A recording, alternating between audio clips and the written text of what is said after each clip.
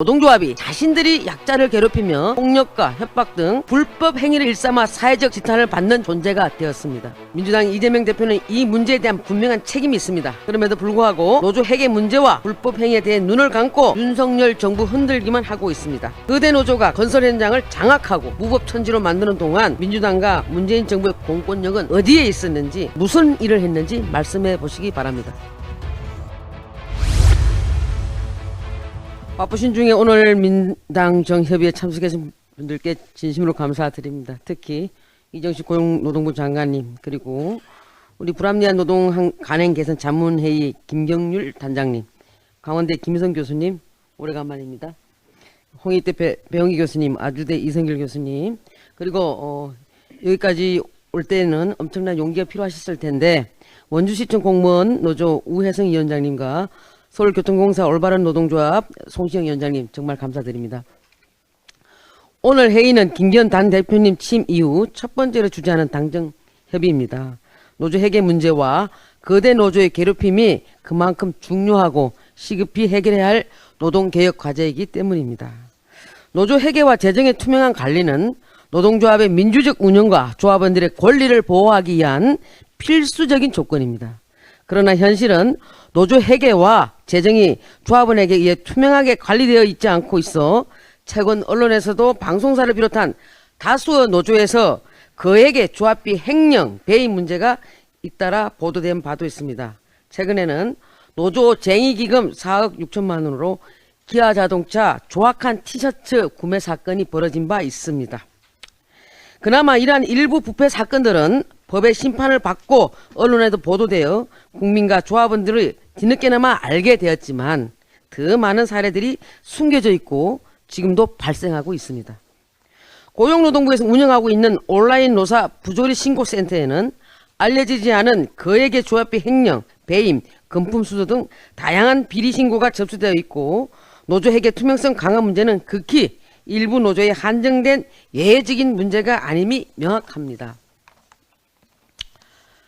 이제 한번 정리할 시기가 된 거 아닙니까? 또한 거대 노조를 등에 업고 소수 노조나 비노조원들을 괴롭히는 행태는 해계 문제보다 더욱 심각한 반인권적인 범죄입니다. 경찰청이 지난 3개월간 건설 현장 특별 단속을 통해서 금품을 갈취하고 채용 강요, 공사 방해를 한 건폭 2,868명을 적발하고 이 중 29명을 구속했다고 합니다. 이들 건폭 중 77%가 민노총, 한노총, 양노총 소속이었습니다. 인권을 외치고 직장 내 괴롭힘 가해자에 대한 처벌과 사용자의 책임을 요구하는 노동조합이 정작 자신들이 약자를 괴롭히며 폭력과 협박 등 불법 행위를 일삼아 사회적 지탄을 받는 존재가 되었습니다. 더욱 경악스러운 것은 민노총, 한노총 등 노동계 상급 단체가 정부에서 나서기 전에 스스로 반성하고 자정 노력을 기울여야 하는데도 이런 역할을 전혀 하지 않으며 오히려 노동 탄압이라고 정부 비난만 하고 있습니다. 민노총과 한노총 대정부 투쟁을 선언했고 민노총 건설노조는 지난 2월 28일 4만 명이 거리로 몰려나와서 탄압 중단을 요구하면서 오는 8월 총걸기와 7월 총파업을 예고하였습니다. 민주당 이재명 대표는 이 문제에 대한 분명한 책임이 있습니다. 그럼에도 불구하고 노조 해계 문제와 불법 행위에 대해 눈을 감고 윤석열 정부 흔들기만 하고 있습니다.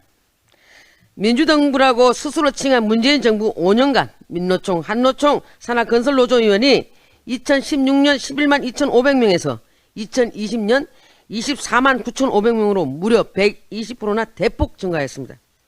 이들 거대 노조가 건설 현장을 장악하고 무법천지로 만드는 동안 민주당과 문재인 정부의 공권력은 어디에 있었는지, 무슨 일을 했는지 말씀해 보시기 바랍니다. 오히려 민주당은 이들의 불법 행위에 면죄부를 주는 민노총 방탄법, 불법 파업 조장법만 지난 2월 한노회에서 강행 처리하였을 뿐입니다.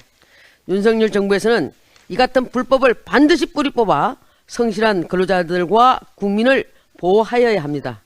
오늘 민당정협의회에서 논의된 노조 해계 투명성 강화 방안과 거대 노조의 괴롭힘 방지 방안에 대해서는 당 차원에서 법안을 즉시 마련하고 해당 상임위 간사로서 조속한 입법을 위해 전력을 다하겠습니다.